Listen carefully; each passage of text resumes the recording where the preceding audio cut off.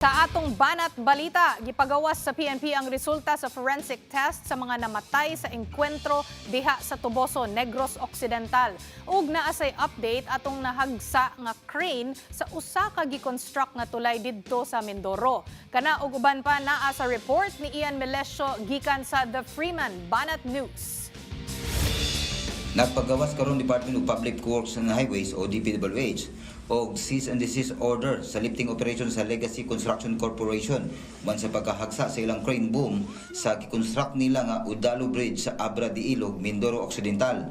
Patay ang 61 anyos nga trabahador human nadatugan sa maong crane niadtong Miyerkules. Sa video sa insidente, dunay giaswat ang crane nga klaro kayong grabe kabugat, kalit lang nagbugto ang kable nga walay gisulob nga protective gear ang biktima.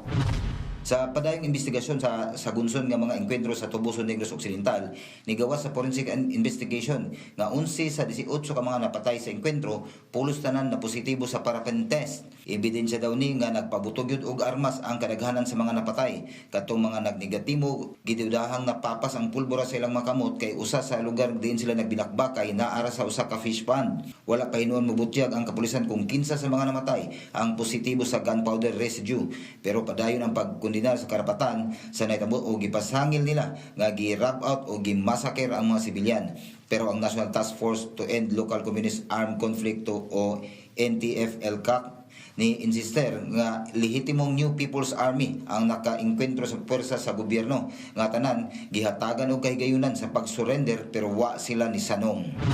Pagkahuman sa 20 katuig, gimando karon sa Supreme Court en banc nga pabayron ang University of Southern Eastern Philippines sa naitabong pagkamatay sa freshman English major nga si Cheryl Sarate sa sunog sa beauty pageant sa ilang eskwela niadtong Hulyo 2006. Sobra 6.4 million pesos ang gimando sa Korte Suprema nga danyos ngadto sa mga ginikanan ni Sarate. Liable sab daw ang kanhi 5 ka mga executive sa universidad. Apil na ang ilang kanhi presidente si Dr. Romulo de Quinto tungod sa kakulang sa ilang pagpangandam sa emergencies.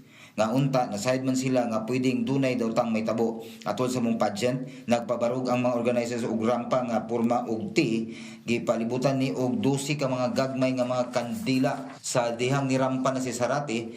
Kalit nga ni silaob ang iyang costume nga ginama sa gapas nga gipapilit sa plastic cellophane.